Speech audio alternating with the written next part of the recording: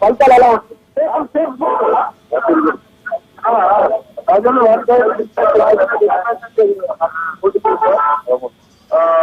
అందులో మెజార్టీ ఎక్కువ second place లో కాంగ్రెస్ బీఆర్ఎస్ ఫోర్త్ ప్లేస్ లో బీజేపీ ఉంది. మెజార్టీ 2 పైన నా వార్డు ప్రజలు నాకు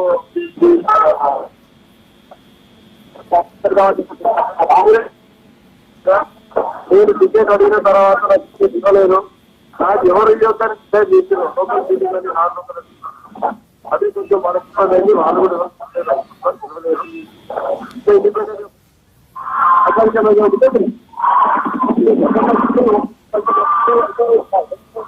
వాటికి సంబంధించి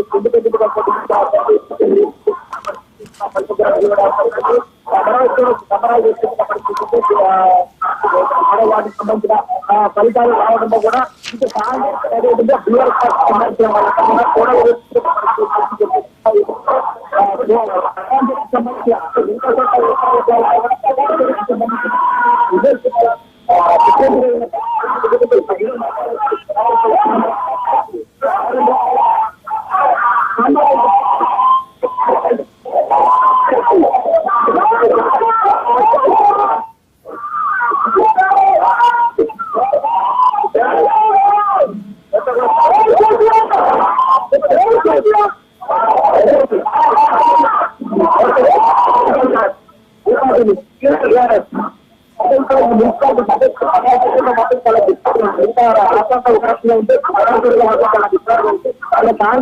బీఆర్ఎస్ సంబంధించిన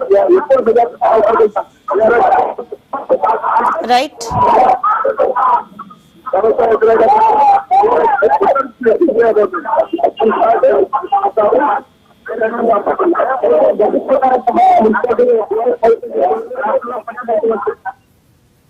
right, thank you Ram Naresh.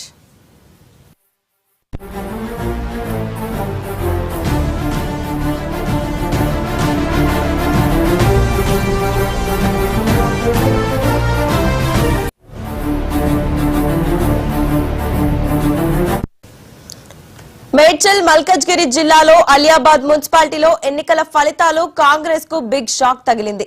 ఇదే అంశానికి సంబంధించి మరింత సమాచారం మా ప్రతినిధి గురుప్రసాద్ లైవ్ ద్వారా అందిస్తారు.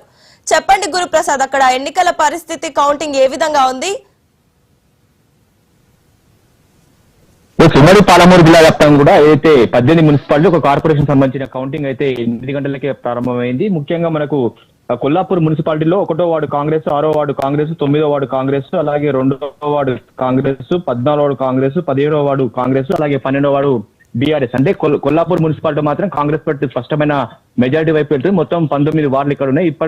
ఇప్పుడున్న ట్రెండ్స్ ప్రకారం చూసినట్లయితే 5 వార్డులో మాత్రం కాంగ్రెస్ పార్టీ విజయం సాధించింది, 1 వార్డులో మాత్రం బీఆర్ఎస్ పార్టీ విజయం సాధించిన పరిస్థితి. మరోవైపు ఏదే కల్వకుర్తిలో మాత్రం బీఆర్ఎస్ 2 స్థానాల్లో గెలిచింది, అలాగే కాంగ్రెస్ 2 స్థానాలు గెలిచిన సిచ్యువేషన్ కనిపిస్తుంది. మరోవైపు ఇటువైపు చూస్తే కొడంగల్ వైపు చూస్తే మొత్తం సీఎం రేవంత్ రెడ్డి సొంత నియోజకవర్గం, ప్రతి రాష్ట్ర రాజకీయాలను కూడా కొడంగల్ నియోజకవర్గం వైపే చూస్తున్నాయి. ముఖ్యంగా కొడంగల్ నియోజకవర్గంలో బ్యాలెట్ల లెక్కింపులో మాత్రం పూర్తిగా కోస్గి కావచ్చు, మద్దూరు కావచ్చు, కొడంగల్ ఈ 3 మున్సిపాలిటీలు కూడా స్పష్టమైన మెజారిటీతో కాంగ్రెస్ పార్టీ ముందుకు వెళ్తున్న పరిస్థితి. ఓవరాల్ గా మాత్రం ఒక మహబూబ్ నగర్ కార్పొరేషన్ సంబంధించింది ఇంకా ఫలితాలు వెలువడాల్సిన అవసరం ఉంది. ఎందుకంటే 60 డివిజన్లు ఉన్నాయి, 60 డివిజన్ సంబంధించిన ఫలితాలు రావాల్సి ఉంది. సో ఓవరాల్ గా మాత్రం ప్రెసిడెంట్ అయితే కౌంటింగ్ ప్రక్రియ కంటిన్యూగా కొనసాగుతున్న పరిస్థితి. ఇప్పటి వరకు మాత్రం ఉమ్మడి పాలమూరు జిల్లాలో మాత్రం అత్యధిక వార్డులు మాత్రం మనకున్న సమాచారం ప్రకారం కాంగ్రెస్ వైపే మొగ్గు చూపుతున్న పరిస్థితి కనిపిస్తుంది. మరోవైపు ఏదైతే గద్వాలు కావచ్చు, ముఖ్యంగా గద్వాలో కూడా అదే సిచ్యువేషన్ కనిపిస్తుంది. గద్వాలో కూడా అత్యధిక వార్డులు గెలుచుకున్న సిచ్యువేషన్ లో కాంగ్రెస్ పార్టీ కనిపిస్తుంది. వనపర్తిలో కూడా బీఆర్ఎస్ వర్సెస్ కాంగ్రెస్ మధ్య మాత్రం ఒక టగ్ ఆఫ్ వార్ నడుస్తుంది. ముఖ్యంగా అక్కడ కూడా బోనీ కోసం మాత్రం 2 పార్టీలకు ఎంతో ఆతృతగా ఎదుర్కొన్న సిచ్యువేషన్ కనిపిస్తుంది. ఇప్పటివరకు మాత్రం ఎలాంటి అక్కడ నుంచి వార్డుల పరంగా రిజల్ట్స్ రాలేని సిచ్యువేషన్. సో ఉమ్మడి పాలమూరు జిల్లా వ్యాప్తంగా ప్రశాంతంగా కౌంటింగ్ కొనసాగుతుంది. కట్టుదిట్టమైన బందోబస్తు ఏర్పడుతుంది. ఎక్కడిక్కడ పోలీసు సిబ్బందితో కూడా ఎక్కడ ఎలాంటి అవాంఛనీయ సంఘటనలు చోటు చేసుకుంటే పూర్తి అవసరం భారీ బందోబస్తు వద్ద ఏర్పాట్లు కోసం ప్రెసెంట్ గా మనం మహబూబ్నగర్ సంబంధించిన పాలమూరు యూనివర్సిటీలో ఉన్నాం. పాలమూరు యూనివర్సిటీలో మాత్రం మహబూబ్నగర్ కార్పొరేషన్, అలాగే దేవరకథ, భూత్పూర్ సంబంధించిన మున్సిపాలిటీ, దీనికి సంబంధించిన ఓట్ల లెక్కింపు అయితే కొనసాగుతుంది. అలాగే గురుప్రసాద్, ఏ పార్టీ ఆధిక్యంలో కొనసాగుతుంది మరియు అక్కడ పరిస్థితులు ఏ విధంగా ఉన్నాయి? అంటే కౌంటింగ్ జరుగుతున్న సమయాల్లో ఏమైనా ఉద్రిక్తతలు కూడా చోటు చేసుకునే అవకాశం ఉంది కదా, ఏర్పాట్లు ఏ విధంగా ఉన్నాయి? మన ముందు నుంచి కూడా అంచనా వేస్తూ వచ్చాం. మహానీస్ కూడా ఒక సర్వే ఇచ్చింది, ఏదైతే ఉమ్మడి పాలమూరు జిల్లాలో స్పష్టమైన ఆధిక్యత కాంగ్రెస్ పార్టీకి ఉంటుంది, అధికార పార్టీకి ఉందని చెప్పి మనం చెప్పవచ్చు. ఎందుకంటే సీఎం రేవంత్ రెడ్డి పూర్తి స్థాయిలో మాత్రం ఫోకస్ పెట్టాడు. ఉమ్మడి పాలమూరు జిల్లాలో అత్యధిక మున్సిపాలిటీలు కైవసం చేసుకోవాలనే కారణంతోనే మొత్తం ఏదైతే ఎమ్మెల్యేలు కావచ్చు, అలాగే మిగతా నాయకులకు దిశానిర్దేశం చేశారు. ఈ నేపథ్యంలోనే ప్రజెంట్ గా అయితే మనం చూస్తున్న ట్రెండ్స్ ప్రకారం, ఫలితాల ప్రకారం చూస్తే కాంగ్రెస్ పార్టీ వైపే ఓటర్లు మొగ్గు చూపుతున్నారని చెప్పవచ్చు. ఎందుకంటే ఇంకా 2.5 years అధికారంలో కాంగ్రెస్ పార్టీ ఉంది కాబట్టి కొంచెం ఫేవర్ గా కాంగ్రెస్ పార్టీకి లాభించే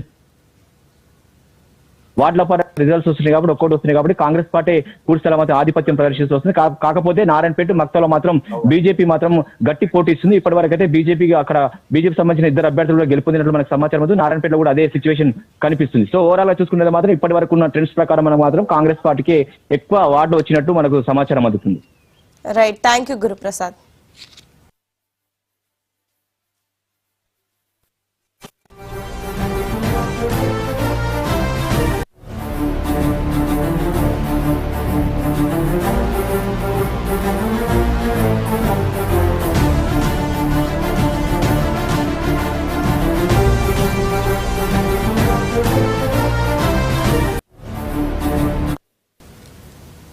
మేడ్చల్ మల్కజ్గిరి జిల్లాలోని అలియాబాద్ మున్సిపాలిటీ ఎన్నికల ఫలితాలు కాంగ్రెస్ కు బిగ్ షాక్ తగిలింది.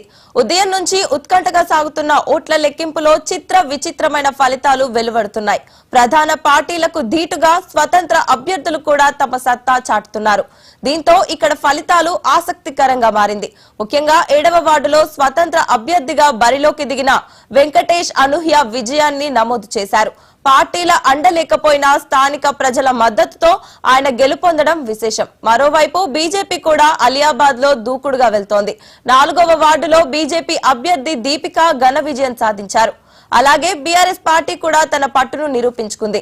19వ వార్డులో బీఆర్ఎస్ అభ్యర్థి విజయం సాధించడంతో ఆ పార్టీ శ్రేణుల్లో కొత్త ఉత్సాహం కనిపిస్తోంది. గెలిచిన అభ్యర్థుల అనుచరులు, కార్యకర్తలు రంగులు చల్లుకుంటూ, మిఠాయిలు పంచుకుంటూ మున్సిపాలిటీ వ్యాప్తంగా సందడి చేస్తున్నారు.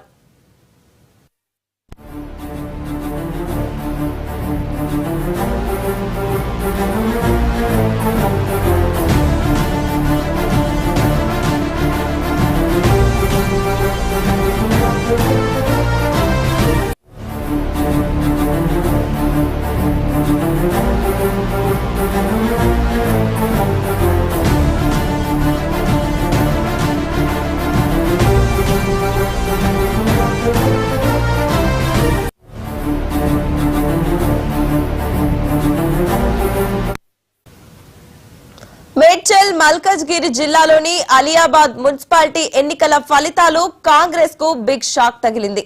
ఉదయం నుంచి ఉత్కంఠగా సాగుతున్న ఓట్ల లెక్కింపులో చిత్ర విచిత్రమైన ఫలితాలు వెలువడుతున్నాయి. ప్రధాన పార్టీలకు ధీటుగా స్వతంత్ర అభ్యర్థులు కూడా తమ సత్తా చాటుతున్నారు. దీంతో ఇక్కడ ఫలితాలు ఆసక్తికరంగా మారింది. ముఖ్యంగా 7వ వార్డులో స్వతంత్ర అభ్యర్థిగా బరిలోకి దిగిన వెంకటేష్ అనూహ్య విజయాన్ని నమోదు చేశారు. పార్టీల అండలేకపోయినా స్థానిక ప్రజల మద్దతుతో ఆయన గెలుపొందడం విశేషం. మరోవైపు బీజేపీ కూడా అలియాబాద్ లో దూకుడుగా వెళ్తోంది. 4వ వార్డులో బీజేపీ అభ్యర్థి దీపిక ఘన విజయం సాధించారు. అలాగే బీఆర్ఎస్ పార్టీ కూడా తన పట్టును నిరూపించుకుంది. 19వ వార్డులో బీఆర్ఎస్ అభ్యర్థి విజయం సాధించడంతో ఆ పార్టీ శ్రేణుల్లో కొత్త ఉత్సాహం కనిపిస్తోంది. గెలిచిన అభ్యర్థుల అనుచరులు, కార్యకర్తలు రంగులు చల్లుకుంటూ, మిఠాయిలు తినిపించుకుంటూ మున్సిపాలిటీ వ్యాప్తంగా సందడి చేస్తున్నారు.